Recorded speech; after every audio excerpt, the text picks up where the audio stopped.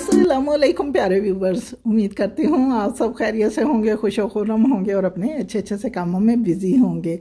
अल्हम्द home vlog में आप सबको वेलकम कहती हूँ। मुहर्रम की छुट्टियों की वजह से बच्चे घर आए हुए हैं जी, और इस वक्त मैं ब्रेकफास्ट बना रही हूँ। और आज का दिन बहुत ही बिजी होगा क्योंकि मोहसिन अपने साथ बहुत सारे कपड़े उठा लाया है जी वॉश होने के लिए। आज मैंने वो वॉश करने हैं।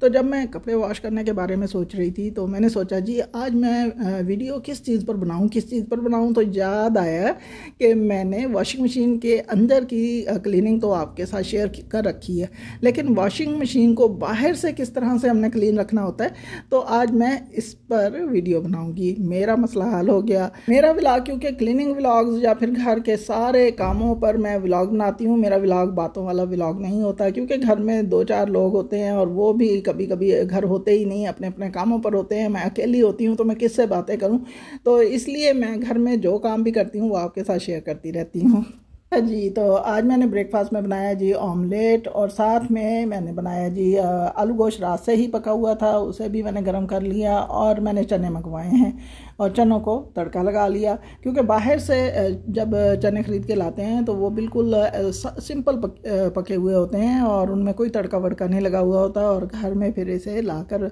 इसमें ज़ीरा या फिर किसी भी चीज़ का तड़का जैसे हम लगाते हैं अपने घर में पकी हुई चीज़ों में, तो चनों में भी सेम उसी तरह से तड़का लगाया जा सकता है। तो इधर यूशे और सब मिलकर ब्रेकफास्ट कर रहे हैं, और ब्रेकफास्ट के फ़ौरन बाद मैंने वॉशिंग मशीन की तरफ अपना रुख किया और सारे कपड़े वॉश किए। और जी एंड में मैं अब आपके साथ शेयर करूंगी कि वॉशिंग मशीन को बाहर से किस तरह से क्लीन रखा जा सकता है, क्योंकि बाहर से इसके जो स्विचेस वगैरह होते हैं उन पर हम पानी नहीं लगा सकते और करंट लगने का खदशा होता है, ख़राब होने का खदशा होता है। वैसे भी वॉशिंग मशीन को अगर इंडोर रखा जाए तो बहुत अरसा चलती है। तो मेरी वॉशिंग मशीन जो है ये भी तकरीबन 2 साल पुरानी हो चुकी है। और देखिए अभी तक मैंने इसके ऊपर से स्टिकर वगैरह नहीं उतारे, और स्टिकर इसलिए नहीं उतारे कि ज़रा थोड़ा सा इंप्रेशन पड़ना चाहिए जी, ये नई नई वॉशिंग मशीन है तो इसके स्टिकर्स उतारने के लिए भी कभी कभार मसला हो जाता है। और अगर स्टिकर उतारने हो तो इसका भी मैं हाल आपके साथ शेयर करूँगी। वॉशिंग मशीन को अंदर से किस तरह से क्लीन रखा जा सकता है, और इस पर मैंने परफेक्ट वीडियो पहले से शेयर कर रखी है। तो जी इसे बाहर से किस तरह से क्लीन करना है, तो उसकी क्लीनिंग के लिए मैं यूज़ कर रही हूँ ब्लू हार्पिक। तो ब्लू हार्पिक की जगह हम रेड हार्पिक भी यूज़ कर सकते हैं और इससे परफेक्ट क्लीनिंग मिलेगी। लेकिन जिस तरीके से मैंने ये इस्तेमाल करना है इसे आप गौर से देखिएगा। और हमने सिर्फ़ और सिर्फ जो यहाँ पर लगे हुए बटन यानी स्विच वगैरह हैं उनका ध्यान रखना है कि उनके अंदर थोड़ा सा भी लिक्विड नहीं जाना चाहिए, इसीलिए यहाँ पर पानी यूज़ नहीं किया जाता। अगर हम पानी यूज़ करेंगे तो वो बहुत जल्द बटन के नीचे से तारों में यानी वायर्स में जाकर लग सकता है।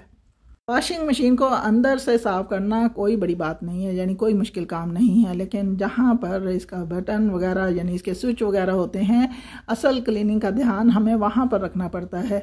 जहाँ जहाँ बटन लगे हुए हैं इस एरिया में तो हमने छोटा ब्रश और खालिस हार्पिक इस्तेमाल किया है, लेकिन पूरी मशीन को क्लीन करने के लिए हमने इतना ज़्यादा हार्पिक यूज़ नहीं करना। उसके लिए हम कुछ और काम करेंगे, वो आप आगे जाके देखिएगा। तो ये देखिए जी जहाँ जहाँ इसके जॉइंट्स हैं वहाँ वहाँ मैंने हार्पिक लगाया है, क्योंकि इन्हीं जॉइंट्स में बहुत ज़्यादा मैल कुचैल जो है वो आके फंस जाती है, तो इन्हीं को साफ़ करना होता है। इन सारी जगहों को अच्छी तरह से क्लीन करने के बाद जी हमने लेना है एक नरम मुलायम सा कोई सा भी क्लॉथ लेना है, और अगर हमारे पास माइक्रो फाइबर क्लॉथ है तो वो और भी अच्छी बात है, क्योंकि इससे सारी मैल कुचैल जो है वो सारी की सारी यहाँ से उठ जाएगी।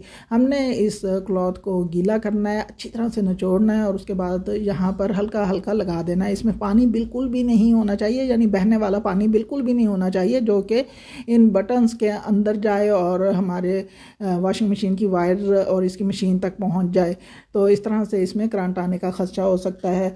तो इसके बाद जी अब आती है बारी बाकी एरिया की। तो मैंने जो ये क्लॉथ लिया है ये बहुत ही नरम मुलायम सा है और इसको मैंने पानी से अच्छी तरह वेट कर लिया है। अब ये देखें कि जो बटन वाला एरिया था वहाँ तो मैंने पानी बिल्कुल नहीं यूज़ किया, लेकिन यहाँ पर मैंने इसमें अच्छी तरह से पानी भर लिया और इसके ऊपर हल्का हल्का हार्पिक इसके ऊपर रख के और इसे बाकी मशीन के ऊपर इस तरह से रब करना स्टार्ट कर दिया। हम कोई स्क्रबर भी ले सकते हैं, ज़रूरी नहीं कि हमारे पास कोई इस तरह का क्लॉथ हो कि हमने जिससे क्लीनिंग करनी हो। हम स्क्रबर भी यूज़ कर सकते हैं, जैसा कि ग्रीन स्क्रबर होता है उसे हम यूज़ कर सकते हैं, स्पॉन्ज यूज़ कर सकते हैं, लेकिन कोई खुरदरा स्क्रबर नहीं यूज़ करना जिससे वॉशिंग मशीन के ऊपर बदनुमा दाग या लाइनें वगैरह पड़ जाएं। अच्छी तरह क्लीन करने के बाद इसी क्लॉथ को बार बार वॉश करेंगे और बार बार निचोड़ कर और इस जगह पर इस तरह से इसकी क्लीनिंग करते चले जाएंगे। और देखिए जी, वॉशिंग मशीन अच्छी कितनी खूबसूरत सी चमकने लगी है, साफ़ सुथरी नीट हो गई है। तो अगर इसके स्टिकर उतारना चाहें तो स्टिकर उतार सकते हैं, और अगर उनकी थोड़ी बहुत ग्लू गम वगैरह आपको नज़र आए तो बच्चों के लिए उनकी कॉपीज़ के लिए जो रेज़र इस्तेमाल होता है उससे हम बाकी जगह को क्लीन कर सकते हैं। और ये देखिए आपके सामने रिज़ल्ट है। उम्मीद करती हूँ कि आपको वॉशिंग मशीन की क्लीनिंग का ये आसान सा तरीका बहुत पसंद आया होगा। अगर आपने इसके अंदर की क्लीनिंग देखनी है तो उस पर मुकम्मल परफेक्ट वीडियो पहले से मेरे चैनल पर मौजूद है।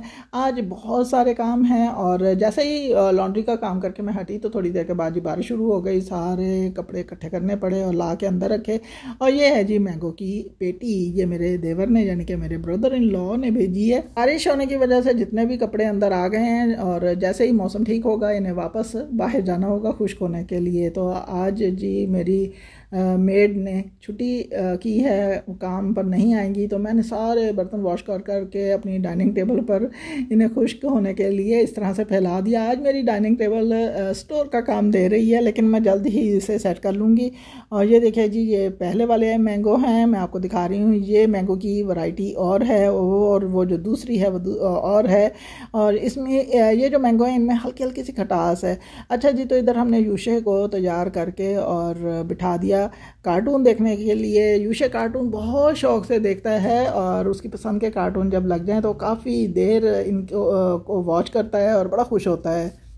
काम करते करते जब मुझे भूख लगी तो मैं फ्रिज में से मैंगो उठाने के लिए गई। जैसा कि अभी आपको मैं मैंगो दिखा रही थी, लेकिन मुझे वहाँ पर ये पड़ी हुई नज़र आई। और जब ये मेरे घर आई तो मैं उस वक्त समझी थी कि ये सर्दा या गर्मा इसी टाइप का होता है।